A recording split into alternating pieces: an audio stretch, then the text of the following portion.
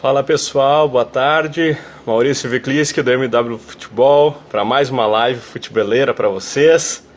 Hoje vamos falar sobre goleiros com um grande amigo Valdir Bardi, preparador de goleiros com grande experiência no Brasil e no futebol tailandês. O foco hoje é o goleiro moderno, né, as funções táticas do goleiro e os treinamentos de goleiros, tá?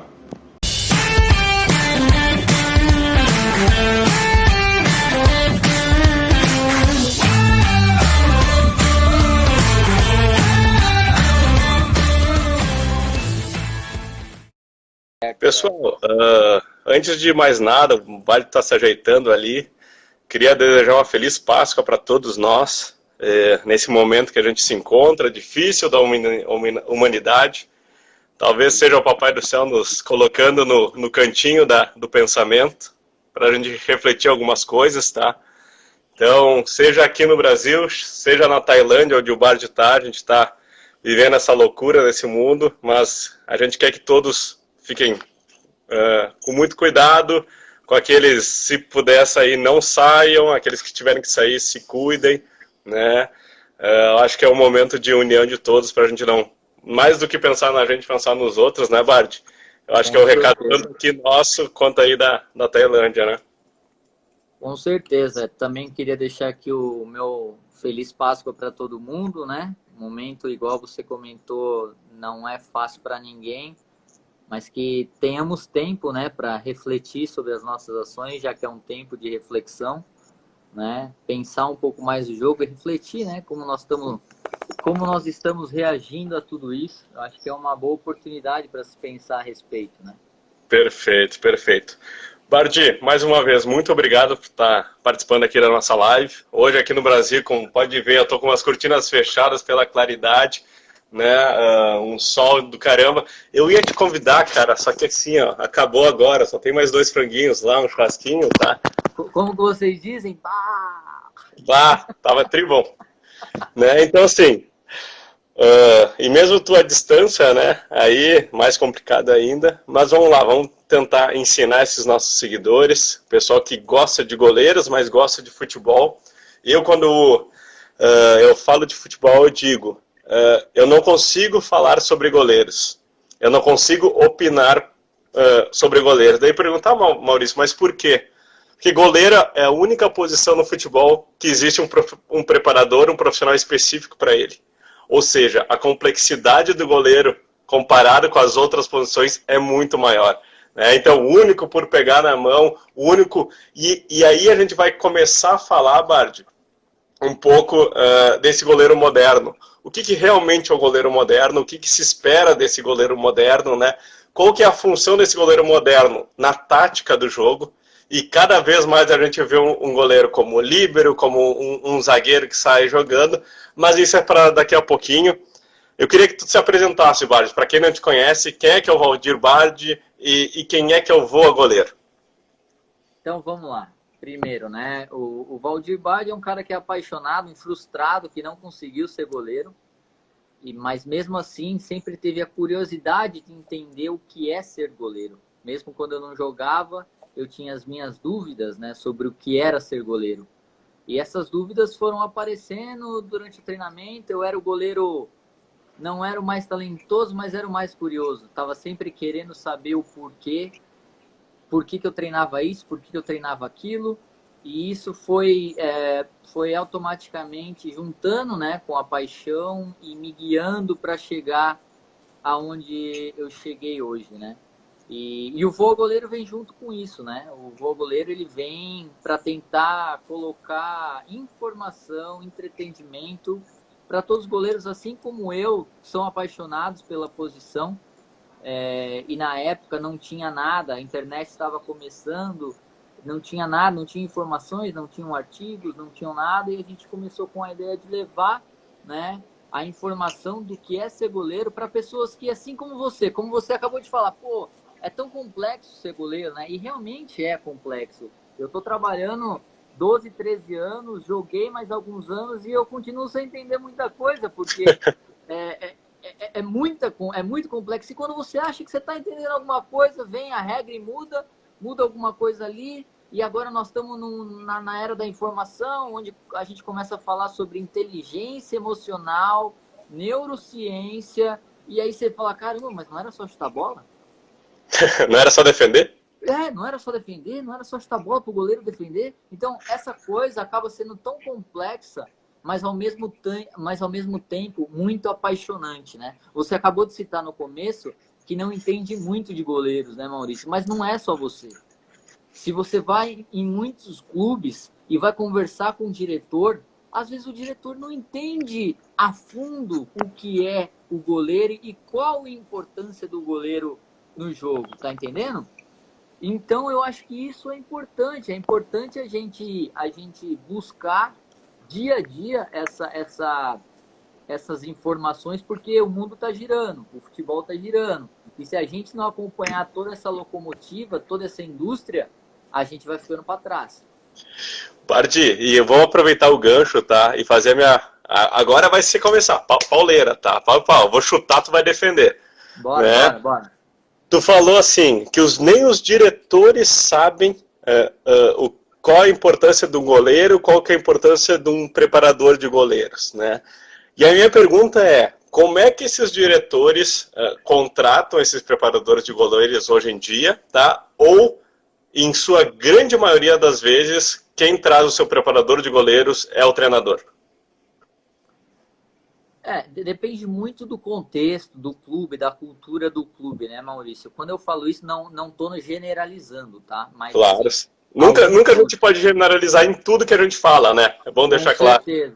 Com certeza. Mas essa complexidade, ela é até normal, porque a partir dos anos 90, no final dos anos 90, no começo dos anos 2000, é que se começou a aparecer cursos e livros, né, a respeito de mais, sendo mais enfático da preparação de goleiro. Essa é a verdade.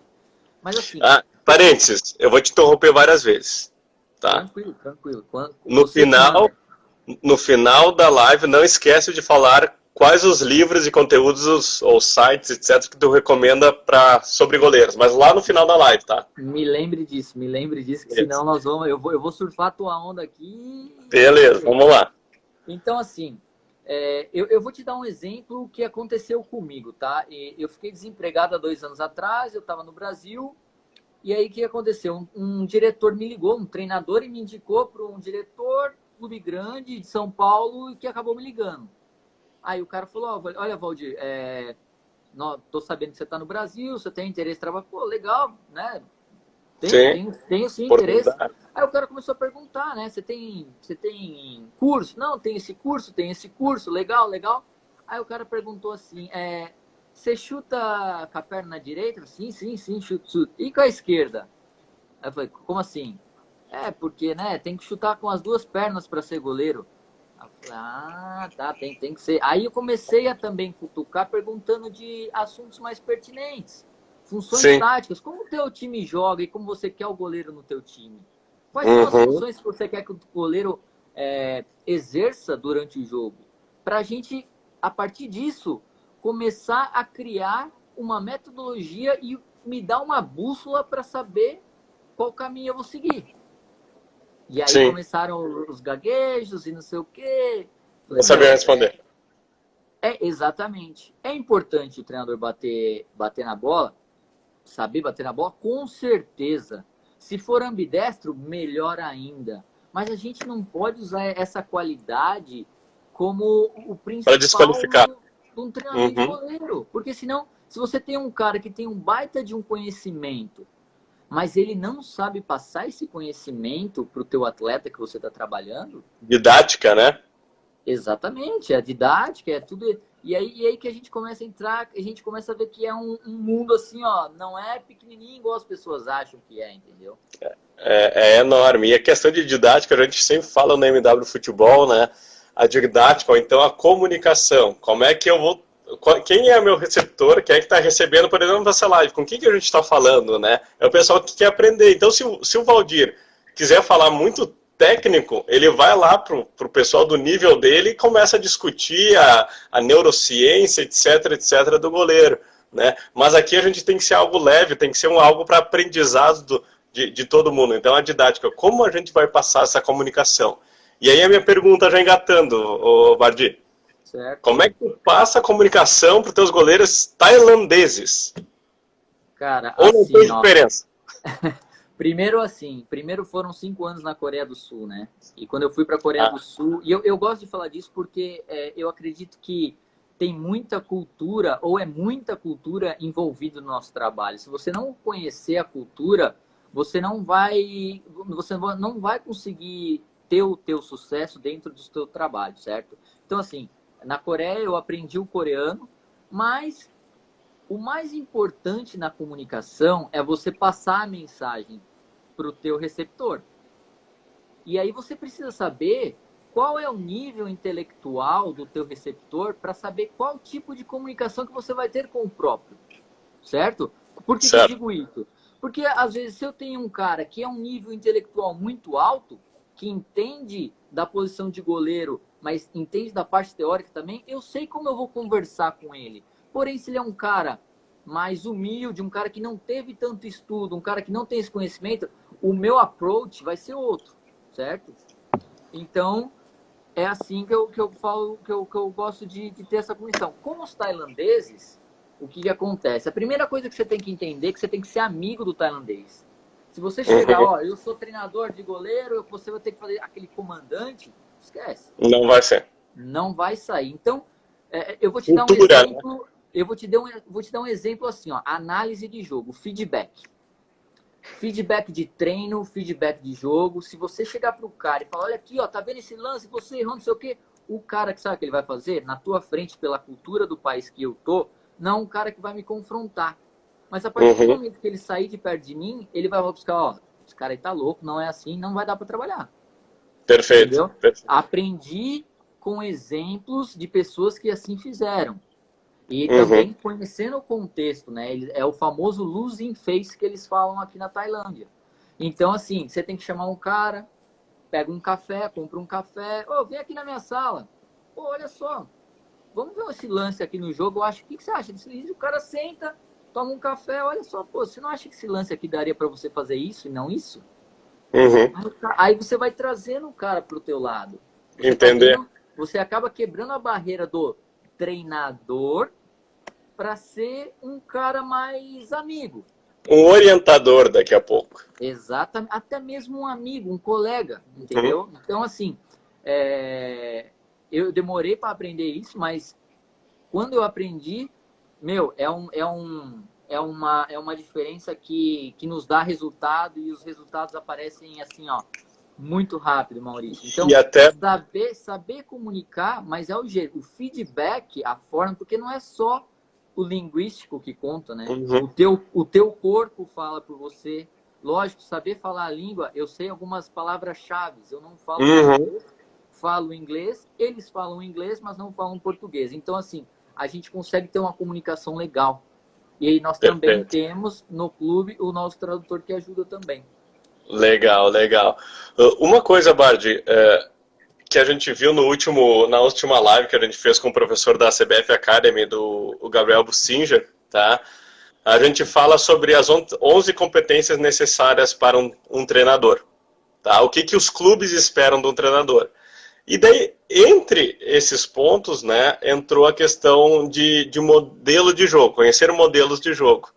Né? E a gente sabe que o modelo de jogo está aqui, a cultura do país está aqui, a cultura do clube está aqui, para vir daí o modelo de jogo, né? Então, se tu não entender a cultura do país, se tu não entender a cultura do clube, tu não vai conseguir ensinar nada para esses tailandeses ou coreanos ou onde quer que as pessoas trabalhem, né? Ou mesmo assim, né? Eu estou aqui no Rio Grande do Sul, o pessoal de São Paulo tem outra visão, da Bahia tem outra, do Pará tem outra, até mesmo nisso, né? O Brasil, como um país continental, tem diferentes culturas, né? Com certeza, Maurício. E até foi assim que apareceu essa oportunidade. Eu estava trabalhando num outro clube, né? E aí, quando acabou a temporada, o treinador que ficou até o meio da temporada me fez o convite. Falou, olha, Valdir, você entende a minha postura de jogo, o meu modelo de jogo, você fez o goleiro se encaixar como eu gostaria que se encaixasse no meu modelo de jogo e eu quero te fazer a proposta. Você quer ir comigo para outro clube? Pô, para você ter alguém que te dê uma confiança, que é um treinador jovem, né? Então, isso para mim ficou legal, entendeu, Maurício? Porque, assim, pô, o cara tá apostando em mim. E aí nós Sim. viemos para um clube onde eu já falei que nós jogamos só 4 jogos, só para deixar vocês cientes, e o campeonato parou. Então é o seguinte, nesses 4 jogos, a nossa maior mudança no clube, ela ocorreu em todos os estádios. Era uma diferente mentalidade, porque era um clube que sempre se manteve na tabela, na parte de baixo da tabela, e os caras queriam chegar no meio de tabela. Então você já tem que mudar a mentalidade.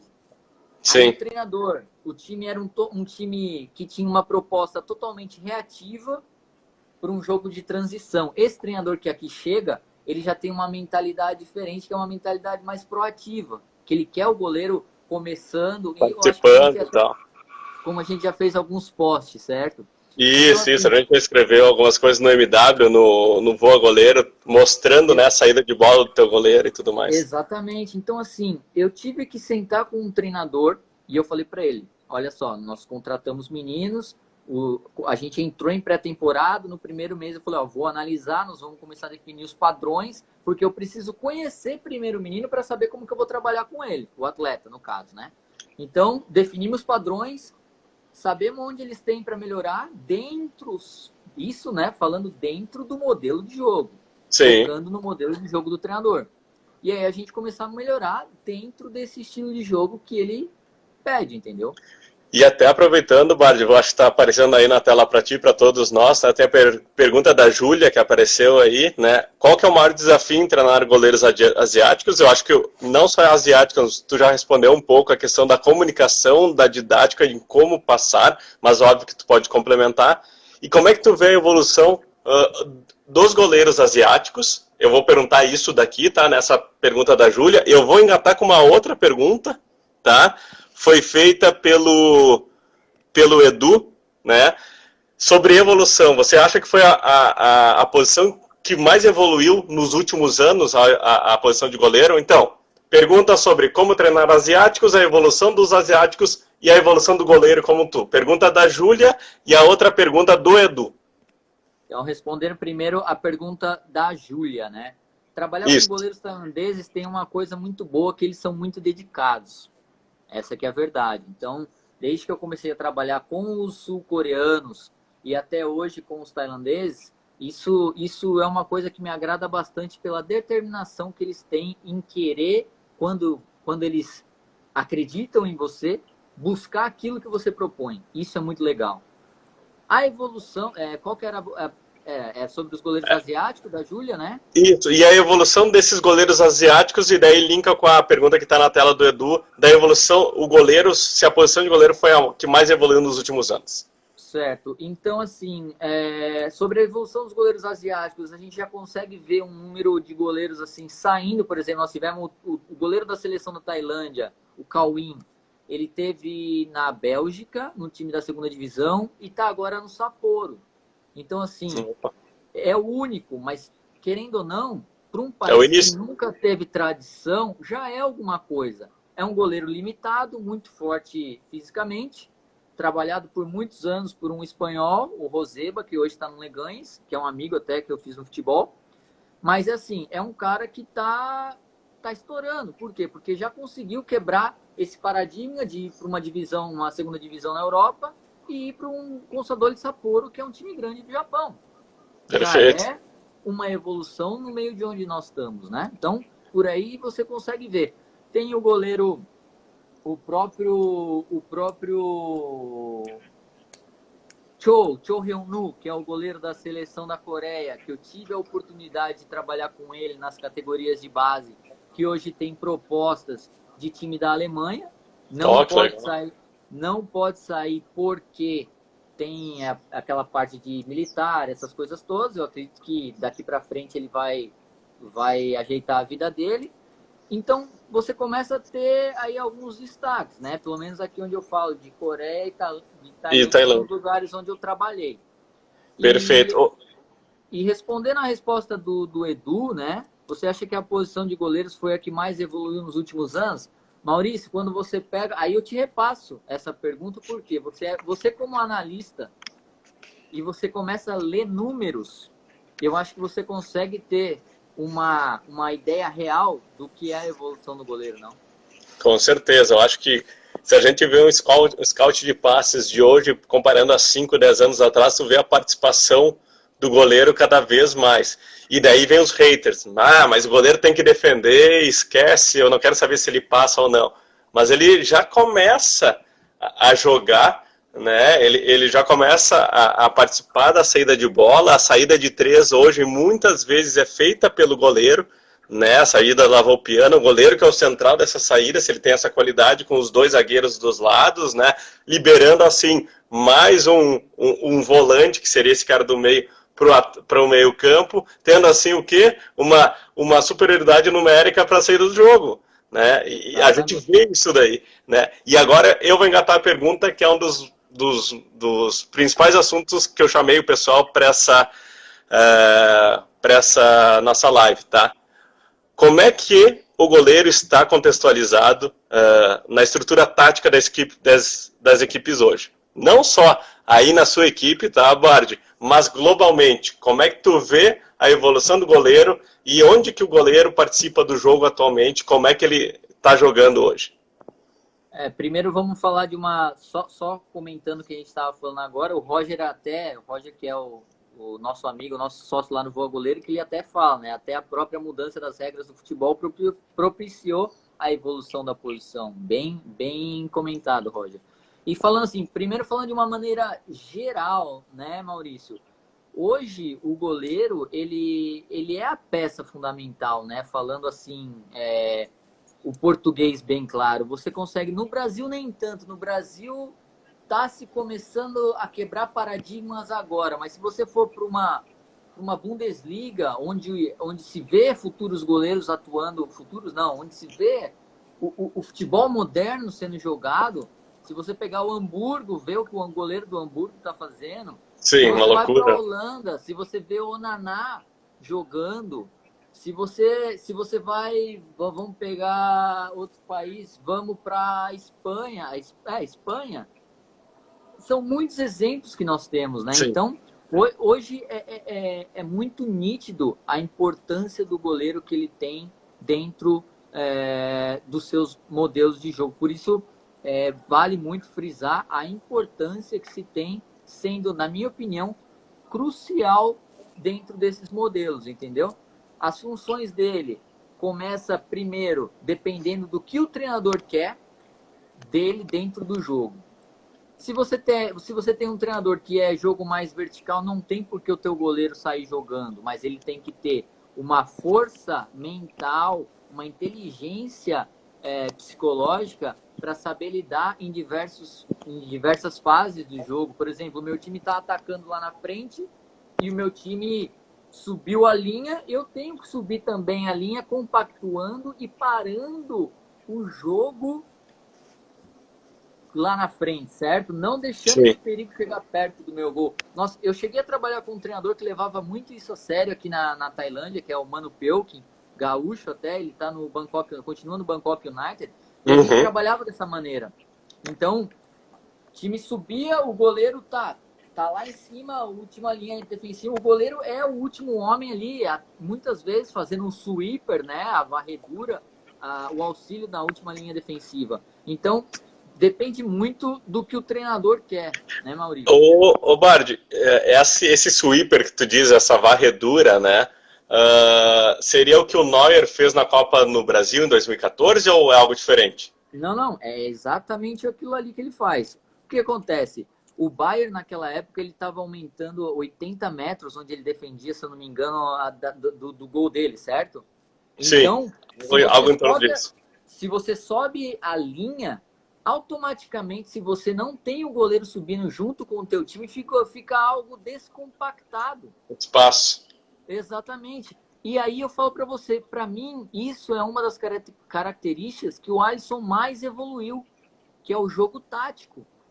Nós trabalhamos tanto a parte técnica, a parte psicológica no Brasil, que quando a gente passa os nossos atletas para os europeus, e aí entra-se a tática, e aí não é só o trabalho do treinador de goleiro, aí é o trabalho conjunto que passa as funções para o goleiro, fica mais fácil. Tem um Sim. lance que mostra, antes dele sair, que eu acho que é contra o Palmeiras, não lembro se é contra o Palmeiras, alguém enfia uma bola nas costas dele e ele fica plantado e ele faz uma baita de uma defesa. Ah, sim. Eu acho que é contra o Fortaleza. Não sei se é Fortaleza. Não me lembro, desculpa. Mas ele fica se segurando, ele dá um chute a queima-roupa e defende a bola. Exatamente. Hoje, alguns lances típicos como esse acontecem. E o que acontece? Ele tá lá em cima e acaba fazendo esse papel de varredura, esse auxílio na última defesa, na última linha defensiva, facilitando o jogo, põe para fora, recompõe, vamos marcar, parando o perigo lá em cima e não só debaixo da baliza.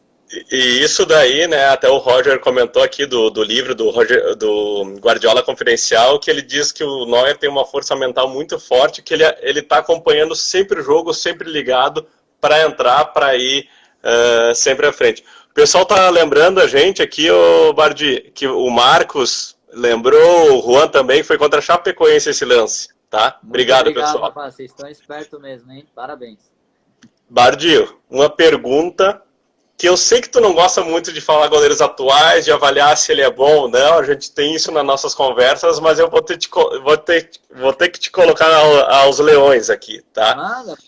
Vamos. E foi o Cláudio que perguntou, já que tu falou do Alisson, tá? O Cláudio perguntou, pra ti, Valdir Bardi, quem é o goleiro titular da seleção brasileira hoje? Acabei de falar.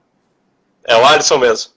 É o Alisson, por tudo que ele fez, por tudo que ele conquistou. E não por tudo que ele conquistou, da maneira como ele conquistou, como ele chegou, porque ele foi fundamental na Roma, Sim. naquela época da Roma, e ele conseguiu. Porque o que acontece? Quando o goleiro muda de um jogo, por exemplo, de um jogo totalmente tático, que é a Itália, e você vai para um jogo mais físico, para a Inglaterra, até para goleiro, que é um jogo mais difícil, acaba tendo um tempo de adaptação. Só que ele chega como uma autoconfiança, que é uma coisa assim, ó, que mostra a força mental que Mental ele dele. tem para ele chegar e falar, não, quer saber? Vamos jogar. Até o Klopp chama a atenção dele porque ele acaba sendo autoconfiante demais. Não sei se vocês lembram no começo. E depois ele foi fundamental no Liverpool para ganhar a Champions League, sendo fundamental até agora, jogando clean sheets e tudo mais. Então, não tenho o que falar. Eu acabei de assistir esse All or Nothing, né? O Tudo ou Nada, esse documentário sobre a seleção brasileira. De novo, o cara é um monstro. O cara é um monstro. Quando o Brasil precisou nos pênaltis, ele estava lá. Uhum. Então, assim, lógico, vai ter falhas, como todos os goleiros têm falhas. Mas, no geral, numa avaliação sem clubismo, sem essas coisas assim, numa comissão do que é o goleiro, eu acho que é isso. O Alencar até fala, Alisson é muito técnico. Também é muito técnico. Uhum. Ele tem o conjunto, né? Exatamente. Tudo é conjunto. Puxando a alta performance, né? Nós temos a parte técnica, tática, física e psicológica. Aonde ele tá mal aí? Aonde nós vamos ter outro goleiro que chegue ao nível dele? Não tô desmerecendo ninguém, eu só tô falando da minha opinião sobre tal goleiro, entendeu? Exato. Vamos lá, então tá, para te complicar um pouco. Os 3 goleiros da seleção brasileira hoje que tu convocaria. Alisson é o titular, é o primeiro, os outros 2. Alisson, primeiro. Segundo goleiro. Deixa eu pensar, porque eu não estava preparado para isso. Eu não acompanho muito futebol do Brasil, para te falar a verdade. Sim. Tu fala disso. De nível de Alisson, eu vejo sim o Ederson, por tudo que ele faz. Tem muita gente que não gosta, mas é um goleiro que o que o próprio Alisson tá nessa fase agora, o Everton tava naquele primeiro momento dele no City. Então, o Ederson. O Ederson. Então, acho que até por isso ele tem esse posto garantido, vamos dizer assim. Sim. Terceiro goleiro, aí depende muito da forma como nós vamos pensar. Se nós formos pensar pro futuro, eu viria assim, pensando no futuro. Não estou falando de agora, de quem interessa agora. Claro. Porque se nós temos um goleiro Sim. titular, o reserva, o terceiro, nós temos que já Pro pensar futuro. no futuro. Eu pensaria no Ivan da Ponte Preta. Beleza. Entendeu? O Ivan da Ponte Preta é um goleiro que eu converso muito com o Betão, conheço o próprio Ivan desde a categoria de base do Guarani, antes de se transferir, e é um cara que tem uma evolução, e você sabe que o Betão é um cara que cobra ele demais, e que se o cara tá preparado para aquela pressão que o Betão põe ali, o cara tá preparado para o jogo, e para mim, ele é o próximo goleiro que vai despontar na Europa. Bom, e já vem sendo convocado para a principal, é o da Sub-20, né? Seria das Olimpíadas, se não fosse convocado nenhum goleiro para as Olimpíadas, né? E vem a evolução, acho que é um baita nome lembrado. Eu vou seguir com eu acho que é o Rafael que está falando, já falou algumas 4 vezes aqui, tá? Sobre a questão do preconceito no Brasil, tá? Se é só no Brasil ou é em todo mundo, sobre a altura dos goleiros, né? Se isso influencia, o quanto influencia, e aí eu vou deixar uma pergunta aqui, tá? Do Thiago, né? Quando tu tá avaliando um goleiro, quais as características que tu prioriza? Primeiro, eu ainda, igual eu falei, ainda se julga muito goleiro pela altura. Eu até entendo que esse pré-julgamento acontece muitas vezes por pessoas que não entendem da posição. Mas porque, às vezes, os preparadores de goleiro trabalham em certos clubes e devem seguir certas ideias que não condizem com as suas próprias, acaba sendo a altura sendo fator de exclusão, sim, infelizmente. Porque se a gente vê um dos melhores goleiros do mundo, e para mim, que também joguei, tinha como ídolo um Casillas da vida, que jogou em alto nível por tanto tempo, não tinha, dizem ter 1,80 m, mas por amigos que tiveram do lado dele, não chegam em 80. Uhum. Então, assim, já começa a falar por aí. Infelizmente, o fator de exclusão ainda a altura ainda é fator de exclusão, infelizmente, e nós temos que aceitar isso. Por quê? Porque o Brasil quer preparar goleiro, não é para jogar no Brasil, quer jogar na Europa. E para jogar na Europa, para eles virem aqui, tem que ter alguma coisa diferencial, e às vezes os clubes optam, de repente, se o cara é grande, é bom. É bom. E não é correto, entendeu? Totalmente errado o pensamento, né? Exatamente. E as minhas características que eu priorizo, eu vou responder. Quando eu trabalhei no Bangkok United, eu era o treinador da categoria profissional e o coordenador da categoria de base. Então, nós tínhamos o nosso modelo de jogo, né? E eu tinha que buscar goleiros que se encaixassem nesse modelo de jogo. Então, eu colocava muito a inteligência de jogo, a força que ele tinha, a força mental de resolver problemas dentro do jogo, certo? E aí eu passava para questões técnicas, certo? E depois, por último, eu ia ver essa parte física. Nesse setor aí que eu tô te colocando, certo? Porque para mim era muito importante ter um goleiro, e aí eu falo no contexto em que eu me encontro, certo? Claro. Eu buscava goleiros que resolvessem o meu problema, independente da altura, porque o povo tailandês, o povo asiático em si não é um povo alto. Se eu tiver um goleiro alto, melhor. Mas se ele não for alto, não tem importância nenhuma. E daqui a pouco, né, Bárbara, o cara pode ser alto, mas pode não ser tão bom tecnicamente. Do que adianta? Eu tentava buscar, assim, as qualidades não muito forte, não muito técnico, mas que tivesse as suas valências todas equalizadas no mesmo tanto para suprir as necessidades durante o jogo, entendeu? Sim. Essa era a minha ideia. Perfeito. Agora, Bardi, o pessoal tá falando, o Alencar tá falando, o John tá falando. Alencar, grande abraço, Alencar. Faz tempo que a gente se fala. Ex-goleiro de São Paulo, Vasco, hoje tem a academia dele em Londrina. Grande abraço. Ele tá falando que levou o Danilo, o falecido Danilo, que foi para Chapecoense e depois lá para Londrina, depois foi para Chape, né? Então, e tinha 1,82 m, era um excepcional goleiro, né? Então a gente vê outros goleiros aí, foi citado agora o Navas também, né? O Ter Stegen, do Barcelona, o Isaac agora fala, o cara tem 1,87, para o Brasil é um goleiro baixo, né? E agora eu falo aqui o Marcelo Groy, sempre foi considerado um goleiro baixo, até houve a contratação do Dida 8 anos atrás, porque o Groy nunca vai se formar porque tem 1,85 m, 6, né? Então a gente vê inúmeros exemplos que a altura não é o principal fator, que sim, é importante, né? Não dá para negar, mas nunca deve ser o principal fator, a altura, tá certo? Também, com certeza, nunca ser o fator de exclusão, mas também temos que saber lidar com isso. Essa que é a maior questão, porque de novo volta no tema em qual contexto nós estamos. Sim, com certeza. O que a gente quer, o que a gente espera, né? O que o meu treinador espera do modelo de jogo. Né? E daqui a pouco não adianta trazer um cara de 1,90 m que não saiba jogar com os pés. Também. Por isso, então, por isso. Depende muito disso. Vamos lá. Tu falou Casillas como um cara que tu se espelha, que tu foi um grande fã dele, né? Me diz assim, os 3 principais goleiros da história que tu mais gostou, que tu mais gosta, assim. Pode ser atual ou do passado, né? Os 3 principais. Só 3? Só 3.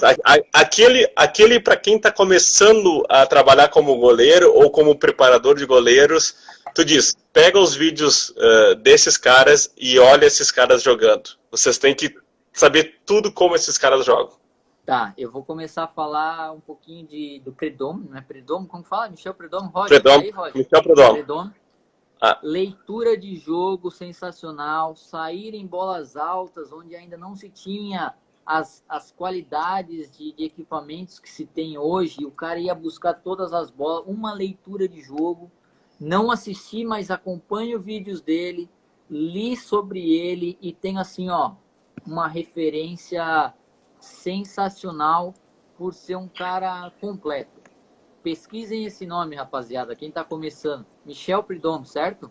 Michel Prud'homme foi o melhor goleiro da Copa de 94, que foi uma Copa com inúmeros grandes goleiros, né? Foi uma Copa com inúmeros craques, vamos dizer assim, e o Prud'homme foi escolhido. E isso que a Bélgica foi até as 8ª de final, no máximo, assim, e foi escolhido o melhor goleiro. Né? E por quê? Porque mesmo naquela época, ele era um goleiro, assim como o Sepp Maier, à frente do seu tempo. É um cara que fazia o que os goleiros de hoje fazem. É o que nós ensinamos aos nossos goleiros hoje, eles já faziam. Então, o segundo tu já falou, Sepp Maier. Não. Esquece o Sepp Maier. Não. Tá bom. Então vamos lá. Michel Prud'homme. Segundo, Iker Casillas. Por quê? Porque num momento onde o futebol se tornou físico, lá nos anos 80, era um futebol muito físico, chega um anão de 1,79 m, 1,80 m, que apavora o mundo e fala, como é que esse baixinho pode jogar futebol? Sendo goleiro de Real Madrid, sendo campeão com Espanha, conseguindo o que ele conseguiu. Então, assim, não é para qualquer um.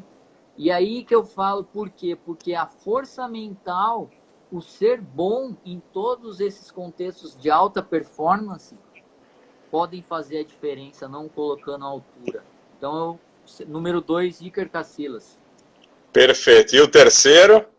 Número 3 para mim, Gianluigi Buffon. Por quê? Buffon tem 40 anos, 41 anos. O futebol evoluiu de uma tal maneira e você conseguir acompanhar essa evolução do futebol. Tem um vídeo do Buffon mostrando ele jogando na Copa de 2006. Depois mostra um vídeo dele, da evolução dele a jogar com os pés, assim, E não só jogar com os pés, as funções táticas dele dentro do jogo, que é o que o próprio Iker Casillas não conseguiu acompanhar essa fase. O Casillas era um goleiro limitado. Parte do gol, um bom goleiro. Sim, muito bom goleiro. Já o Buffon, ele conseguiu acompanhar tudo isso. tem leitura de jogo, conseguia fazer antecipações, conseguia jogar. Então não é fácil um goleiro que já ganhou tudo que ganhou, porque ele passou a vida inteira dele ganhando títulos e jogando em alto Sim. nível.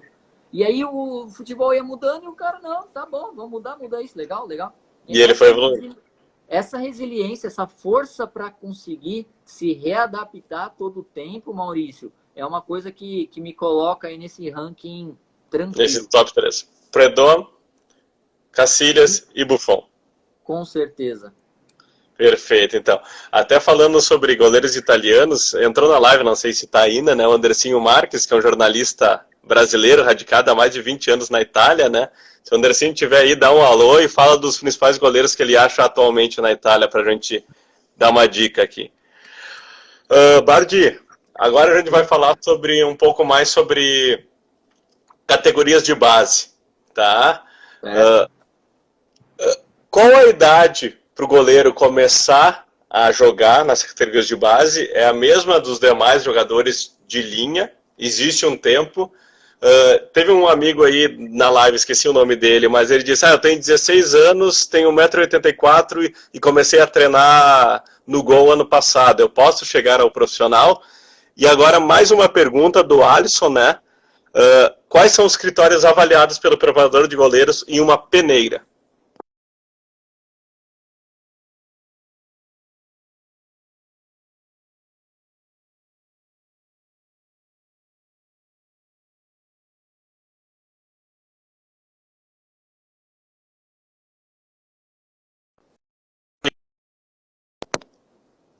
Voltou. Voltou? Então, assim, eu acredito que os critérios de avaliação numa peneira dependem muito do clube e de quem é que está te avaliando. É difícil eu te falar aqui o que olham, porque isso depende muito de metodologias, de dinâmica de clubes diferentes. Mas, lógico, no geral, escola brasileira, o que as pessoas olham? Olham a parte técnica, até porque nós brasileiros somos uma escola tecnicista. Uhum. A tua força mental, a tua resiliência para lidar com os problemas na hora do jogo, certo? E querem saber se você realmente, né? É que para goleiro é muito difícil, peneira.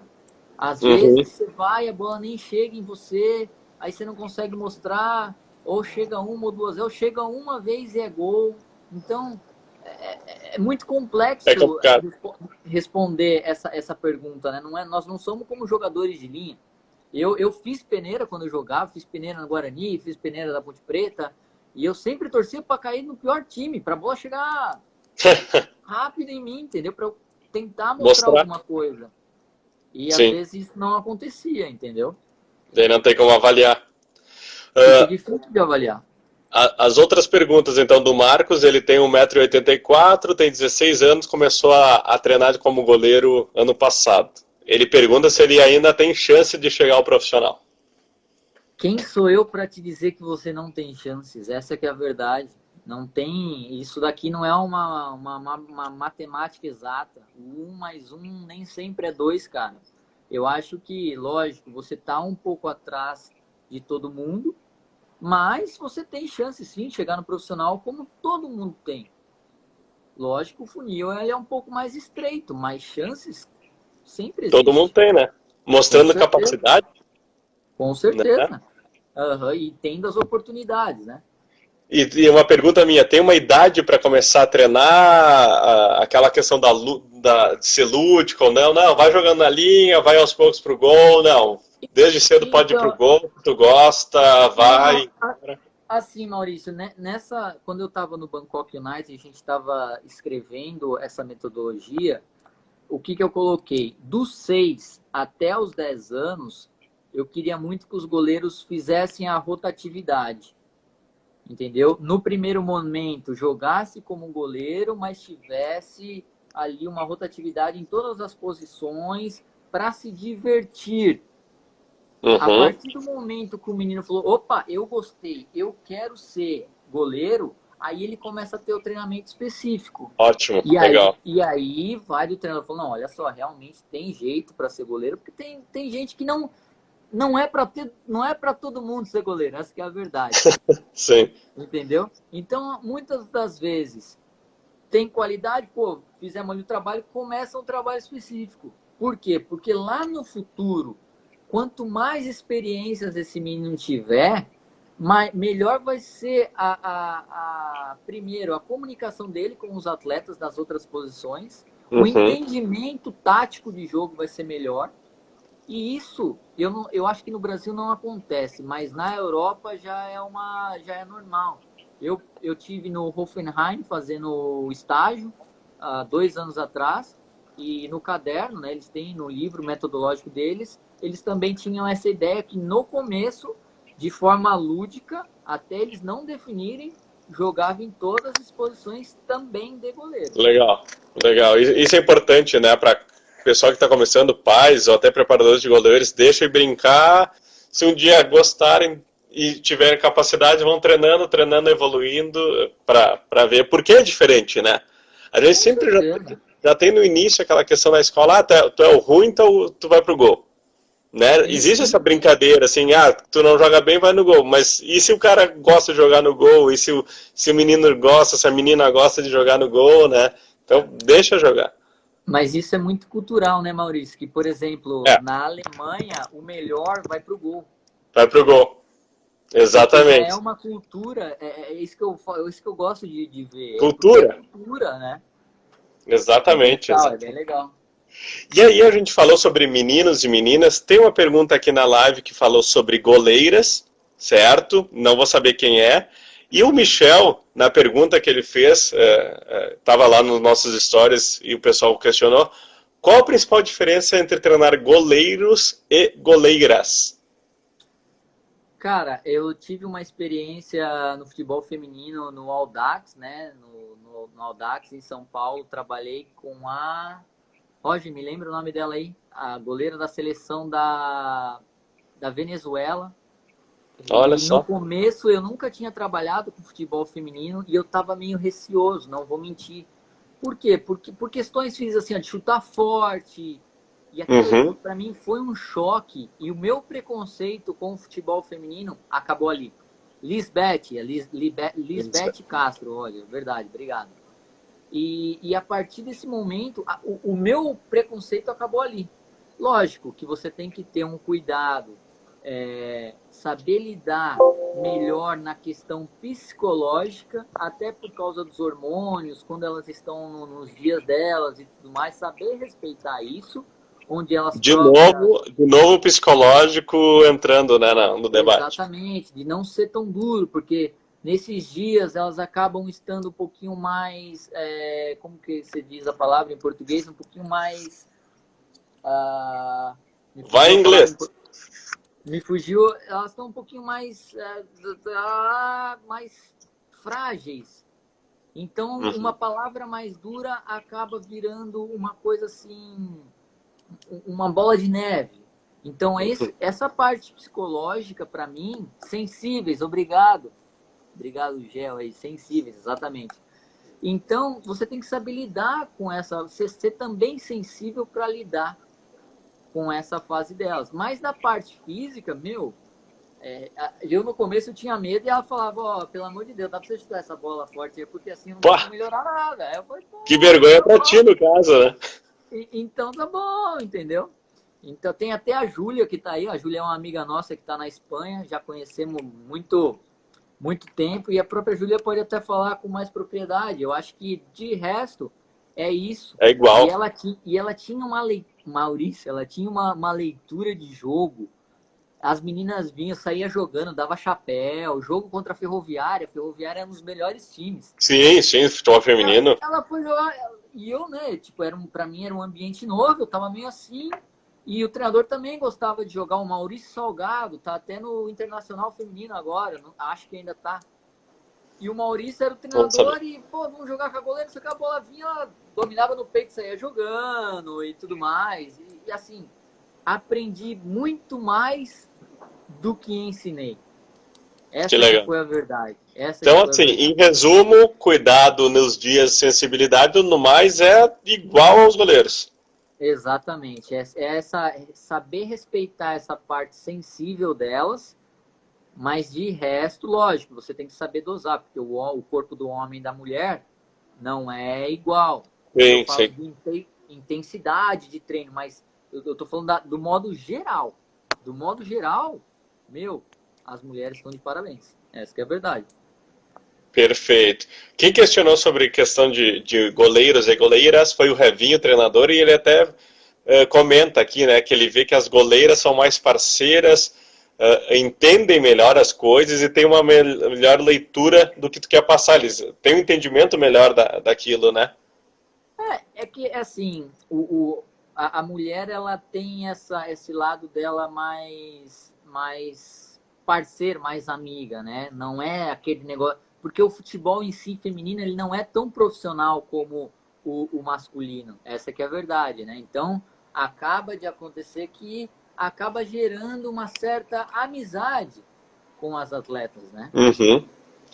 O Michel pergunta até sobre a questão de feminino e tal, de goleiras. Como é que é o futebol feminino aí na Tailândia? Cara, a FIFA está propondo, isso é no clube que eu trabalhei ano passado, parece que a partir de 2001, antes dessa pandemia, porque agora ninguém sabe como que vai ser, Sim. a FIFA já tinha cobrado os times de terem o futebol feminino. Isso começaria ano que vem, Entendi. entendeu? Demais as seleções atuando assim de formas esporádicas, as meninas se encontram, acho que uma vez a cada 2 meses, onde elas trabalham e tudo mais, entendeu? Perfeito. Não, legal. Minha última pergunta pessoal, tá? Daquelas que tu não gosta de responder. Os 3 melhores goleiros da atualidade. Atualidade. Isso. Os que estão na ativa. Certo, eu vou começar com o Oblak, porque é goleiro e é goleiro raiz. Vamos falando como o pessoal gosta, né? É goleiro, é goleiro que tá ali para salvar a bola e corresponde com aquilo que o seu treinador quer durante o jogo. Então, começo Sim. com o Oblak. 2, nosso amigo Alisson, que nós já acabamos de comentar, por tudo que ele fez para estar onde está, e mesmo estando onde está, continuou a manter o nível. Então isso merece um crédito, até pela sua evolução como atleta. Colocaria o Pro como número 2. Número 3, eu acredito em muito Ter Stegen, por tudo. Ter Stegen, por Certo. tudo que faz, é uma muralha, é uma força mental, é um jogo com os pés, é algo que é todo modelo de goleiro que nós queremos ter hoje, né? O que engloba todas esses fatores de alta performance juntos, né? Perfeito. Bardinho, uma pergunta. Quais que são os tipos de goleiro? Tem o goleiro tipo R, que é o cara reativo, que espera a bola chegar, e o tipo...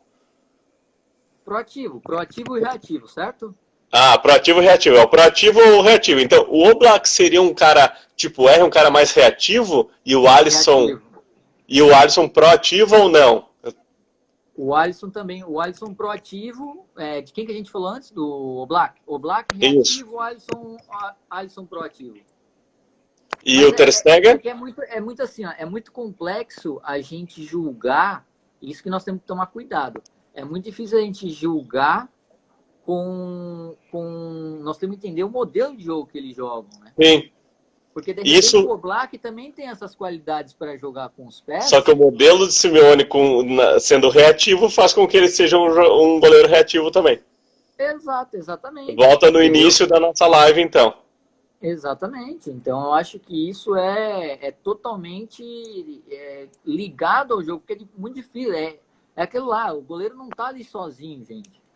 Entendeu? O goleiro não. A gente, pelo menos eu não consigo pensar mais em goleiro falando de forma muito individual, entendeu? Tá. Mais uma pergunta do Michel que veio nos stories, tá? Em qual fase do treinamento você leva os goleiros para a academia? O Michel tá na live, eu não te... É o Michel Ricard, né? Isso, eu acho que sim, ele tá na live. Cara, deixa eu ver se eu entendi. Eu não entendi muito bem, tá, Michel? Se puder complementar aí.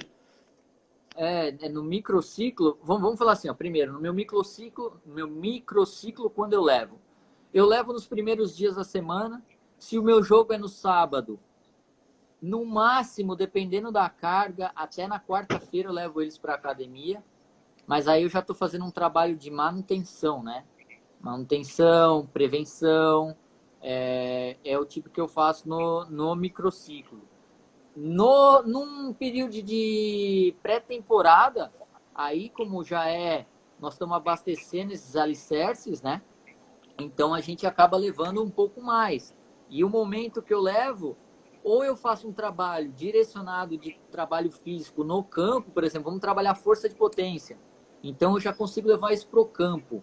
Ou se eu quero fazer uma pré-ativação na academia e no campo dar ênfase em outro tópico, aí eu acabo levando primeiro eles numa fase de pré-ativação, entendeu? Na academia, também trabalhando-se de maneira específica, muita especificidade, não esquecendo desse detalhe, levando para campo, buscando o que eu quero com ele, entendeu? Era isso, Michel?